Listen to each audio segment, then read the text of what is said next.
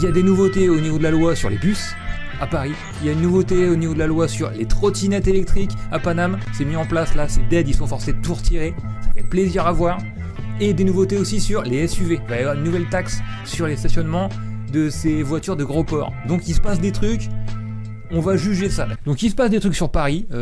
Hidalgo fait le ménage, on dirait. Et Pécresse aussi est de l'affaire. Alors je sais pas comment ces deux personnes se sont liguées ensemble. En tout cas, les choses avancent pour emmerder les SUV, les trottinettes électriques et en termes de sécurité envers les femmes dans les bus. Vous allez le voir là, c'est intéressant ce qui se passe. C'est parti, le premier article c'est 20minutes.fr. RATP.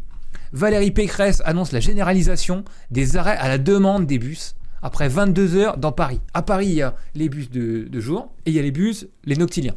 Et donc évidemment, je pense qu'ils ont constaté une recrudescence de la violence et des comportements antisociaux, principalement vers les femmes. Ça me paraît évident. Dans les bus, spécialement de nuit, où t'as des mecs qui sont des bandes de mecs qui sont alcoolisés et en mode prédateur. Donc du coup, t'as cette mesure de Pécresse, une rentrée plus sécurisée pour la RATP. Dans une interview donnée à nos confrères du Parisien ce lundi, Valérie Pécresse, présidente Île-de-France Mobilité, fait un état des lieux du transport dans la région. La présidente a annoncé une mesure importante pour la sécurité des passagers et notamment celle des femmes. À partir du 1er septembre, dit-elle, les bus opérés par la RATP vont progressivement pratiquer la descente à la demande après 22 heures dans tout Paris. Ce dispositif qui permet aux passagers de demander de descendre entre deux arrêts de bus vise à renforcer la sécurité des usagers en les rapprochant de leur destination. Par exemple, leur domicile, et ainsi en évitant les trop longs trajets à pied. Ok, donc c'est pas vraiment contre les violences dans le bus, c'est dans la rue. S'il suffit de signaler une descente anticipée au chauffeur, par l'avant uniquement, il faut toutefois faire sa demande au moins un arrêt à l'avance. Pour des raisons de sécurité, c'est le chauffeur lui-même qui décidera du point précis de la descente pour la sécurité de l'usager. Ça donne une responsabilité au chauffeur de bus, de la sécurité de ses passagères. J'imagine que voilà, c'est contre les comportements antisociaux des mecs bourrés la nuit dans Paname qui vont emmerder les meufs toutes seules, qui vont les suivre jusque chez elles, etc. J'ai voulu demander l'avis de notre poteau Rémi, aka NSH, le pilote machiniste de haut niveau de la RATP, pour savoir ce qu'il en pense, parce que évidemment que c'est positif, évidemment que c'est pour protéger les gens qui sont isolés face au cannibalisme social qu'on vit tous là. Mais donner cette responsabilité au chauffeur, est-ce que ça va pas le mettre dans la merde? Est-ce qu'il n'y a pas une solution plus large dans la société pour pas qu'il y ait besoin de faire ça? En tout cas, ça va dans le bon sens. Ils reconnaissent qu'il y a un problème de violence envers les femmes, ok, ça ok, based, extra based. Mettre la sécurité des gens entre les mains des machinistes de la RATP, c'est bien d'accord. Les machinistes de la RATP, c'est parmi les personnes les plus responsables que je connaisse. Mais bon, c'est dire qu'on en est arrivé là, c'est quand même assez triste. Mais ça va dans le bon sens. Deuxième article, ça concerne les trottinettes. Souvenez-vous, il y a les trottinettes qu'on est, les trottinettes électriques, hein, bien sûr, où c'est une entreprise sauvage qui a déposé des trottinettes partout, qui a pris le contrôle de la ville. Il y a eu un vote, il y a eu un référendum à Paname, organisé par Hidalgo, pour ou contre les trottinettes électriques sauvages de la marque Lime et tout, dans tout Paris. Les Parisiens ont voté, ceux qui se sont déplacés, ont voté contre pour que ça dégage, ok? Maintenant c'est bon, Lime est obligé de les virer. Petite vidéo, la larme à l'œil, où ils disent « un pincement au cœur » quand les opérateurs ramassent leurs trottinettes à Paris. C'est de plus en plus difficile de trouver des trottinettes en libre service à Paris, et pour cause, il y en a presque plus. Oh non! And next week, no more scooters? Yeah. Wow! Et oui, à partir du Des touristes de Los Angeles ou quoi qui disent « forcez de marcher !» 1er septembre, ce ne sera plus du tout possible d'en louer suite à une décision de la mairie. Les 3 opérateurs ont déjà commencé à enlever leur flotte. Allez, dégagez!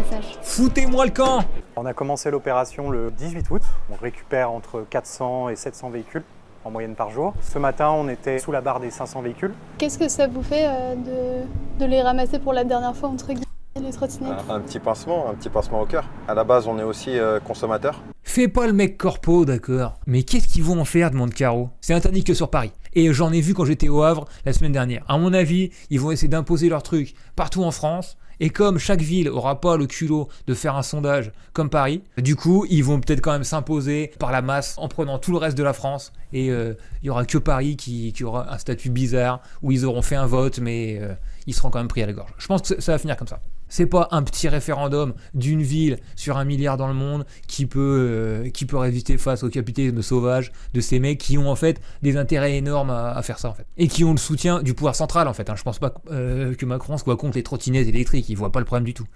Il y a bien un continent de plastique dans l'océan qui va les accepter. Ouais. Caron s'est dit la même chose. Ça se trouve, ils les revendent pour presque rien, histoire de pas perdre trop d'argent. Bah, c'est simple, soit ces boîtes font faillite à cause de ça, parce qu'en fait ils s'étaient installés beaucoup sur Paris, soit ils ont eu le temps de penser un plan, parce qu'entre le vote et là le moment où ils ont dû tout retirer, il y a quand même 2-3 mois qui sont écoulés, c'est-à-dire qu'ils ont eu le temps de faire un plan, et c'est à ce moment-là qu'ils se sont dit on va tester à Lyon, Marseille et tout, et peut-être que toutes les villes pourront pas faire de vote et qu'on va finir par gagner. Je pense que c'est comme ça que ça va se passer, on se revoit dans quelques mois, d'accord ? Être examiné par les mécaniciens. Parce qu'en vrai, c'est bien les trottinettes, c'est juste que les gens savent pas comment se conduire sur la route. Non mais attends, le problème aussi, c'est que c'est des trottinettes électriques. Les gens sont infoutus de poser le pied à terre ou pousser un malheureux véhicule sur 2 mètres. D'accord ? Ou prendre un bus qui est juste à côté. C'est du même level que les mecs qui, pour fermer leur Velux, tu vois, au lieu de faire ça, ils ont mis une télécommande et ils attendent. D'où t'as besoin qu'un truc soit électrifié. Tu pourrais aussi électrifier tes pompes avec des petites roulettes pour pas avoir à marcher et pour finir comme dans Wall-E. L'ensemble de la flotte va être réutilisée. 30% de cette flotte sera réallouée en Ile-de-France. On est opérateur sur plus de 80 communes. Donc il y aura des trottinettes partout autour de Paname. Juste t'auras pas le droit de rentrer dedans avec. C'est pire que ce que je croyais. Cette décision, elle ne plaît pas toujours aux touristes qui représentent une bonne part des utilisateurs On vous demande pas votre avis, d'accord ? de ces trottinettes en libre service. It's a bad idea. We don't know how to use the public transport. Gros, ah bon après, il a 13 ans le gars, donc je comprends qu'il sache pas utiliser les public transport, mais en vrai, tu dis please one ticket, tu vois ce que je veux dire ? Tu dis please one ticket, n'importe qui comprend. Comment ça tu sais pas te servir des transports publics ? Il me fait rager. C'est un enfant pourtant. This is our favorite part of our trip so far, is going around on the scooters. Ce qui est fait est fait, on tourne la page de la trottinette. Là aujourd'hui on s'oriente vers le vélo. Oh, ils vont faire des vélos électriques. Dites-moi pas que... Sortir 15 000 trottinettes des rues de Paris, ça va créer une demande et un report modal évident sur les vélos. Il y a toujours ce besoin de mobilité et on encourage les usagers à utiliser un transport durable qui est le vélo aujourd'hui. L'avenir est pas aussi radieux que ce qu'on pourrait croire. Tout l'investissement qu'ils ont, tout le capital qu'ils ont mis là-dedans, ils vont le redispatcher autour, dans la petite couronne autour de Paris et encore plus loin et encore plus loin. Jusqu'à ce qu'on voit des mecs sur la 1 en trottinette, quoi, sur la voie de gauche. Les Parisiens ont voté pour être tranquille vis-à-vis de ce truc, vis-à-vis d'une installation sauvage d'une entreprise qui voulait faire du bénéf, avant même qu'il y ait une loi là-dessus, genre bon, il n'y a pas de loi, on s'incruste de force, ça va marcher les gars. Et du coup, ben, ils se sont fait réglementer, les gens étaient contre, mais dans le capitalisme, c'est pas comme ça en fait, c'est pas vraiment le vote qui décide quoi que ce soit, en fait, c'est le marché qui décide de tout. Et le reste, c'est en dessous. Et donc, du coup, bah, y a beau avoir des votes, ils vont contourner la loi et ils vont être partout autour de Paris. Ils vont remplacer les trottinettes par... Ils vont mettre une 3e roue et dire voilà, c'est pas une trottinette, vous voyez, c'est comme ça que ça va se passer en fait. Pour rouler sur route, de toute façon, il faudra obligatoirement assurance, immatriculation, feu, clignot, équipement, etc. Si tu mets ça sur une trottinette, ça devient invivable et les mecs ne l'utiliseront pas, évidemment. Parce que c'était pareil pour les mecs qui se plaignaient, les Vélib et tout, genre c'est pas pratique, il faut s'inscrire avant, il faut mettre sa carte et tout, donc je l'utilise pas, tu vois, j'utilise ma bagnole et tout. Mais en fait, si tu veux utiliser un truc qui est très dangereux, comme tu vois, la route, tu vois, il y a un code de la route, et genre, on fait chier les industriels de la voiture pour qu'ils mettent des clignots, tu vois, les ceintures obligatoires, c'était une longue bataille pendant genre 20 ans, tu vois, les phares et tout, les airbags, des panneaux partout, tu vois. Mais t'as des entreprises qui s'en foutent de ça, ils disent il y a un besoin de mobilité, il y aura un report modal et tout. En fait, ils veulent faire du pognon sur ça, et donc ils vont envahir l'espace public en contournant toutes les règles. Si on écoutait les industriels aussi de l'automobile et tout, on enlèverait tout ce qui est clignot et tout, parce que c'est chiant à produire, ça coûte du pognon. Et au final, ce serait la chienlit, ce serait une anarchie de fou, en mode Mad Max, mais avec plein de gens en même temps. Ce serait une guerre. Le code de la route et tous ces trucs de casque et d'obligation, c'est chiant, mais c'est ce qui fait qu'on a une civilisation, tu vois. On continue sur Paname. Il y a un dernier truc qui est assez intéressant. Comment la ville de Paris veut faire la chasse aux SUV. Pour lutter contre les voitures toujours plus encombrantes, le Conseil de Paris a fait un premier pas jeudi 8 juin vers l'instauration d'une tarification progressive du stationnement, suivant le poids, la taille et le moteur du véhicule. Une nouvelle étape dans la lutte contre l'omniprésence des voitures dans Paris, en tout cas des SUV. Jeudi 8 juin, un vœu porté par les élus EELV, Frédéric Badina-Serpette et Fatoumata Koné ont été adoptés par le conseil de la ville. Non contraignant pour l'instant. Non contraignant pour l'instant. Ce vote ouvre la porte à une tarification progressive du stationnement. Vous allez voir quels sont les critères à partir du 1er janvier. En fonction des critères discriminants établis sur le poids du véhicule, la taille du véhicule, parce que c'est clair que dans le docu sur les SUV qu'on a maté l'autre fois, il y avait des bagnoles qui faisaient genre 1,5 fois une place de parking, c'est nimp, et la motorisation du véhicule.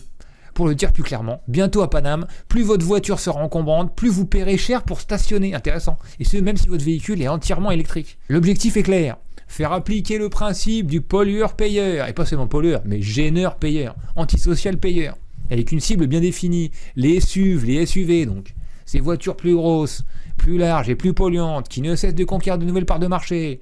Oui, c'est le modèle de voiture les plus vendus en France. Je pense que le but de cette mesure, c'est en mode incitation, quoi, genre c'est convaincre les gens qu'en fait, c'est pas si rentable que ça d'avoir un SUV. Mais je pense pas que les gens qui achètent des bagnoles comme ça en ont quoi que ce soit à faire si leur stationnement coûte 5 ou 10 balles de plus, quoi. Il faudra vraiment que ce soit très très cher, beaucoup plus cher pour que ça vaille le coup. Parce qu'au final, ce que ça veut dire, c'est que c'est des bagnoles qui coûtent énormément de pognon, d'accord ? C'est les richoux qui peuvent se les payer, qui vont devoir mettre un petit peu plus pour pouvoir emmerder le monde, tu vois. Donc de toute façon, ils ont choisi une bagnole qui consomme à mort. Donc forcément, ça leur coûte plus cher, ils le savent, tu vois. Et ils font ça par confort ou pour le statut social. Ou pour pouvoir écraser les autres. Genre là, c'est juste un vœu non contraignant en plus. C'est juste un vœu non contraignant, donc en fait, c'est juste de la com. Ça met en lumière le caractère de classe de cette lutte, hein. Mais ça résout pas vraiment le problème. Mais bon, ça va toujours dans le bon sens. J'aurais bien aimé être ce stream de la positivité, ce stream de l'optimisme. Et vous avez vu, j'ai essayé les gars, j'ai vraiment essayé, hein.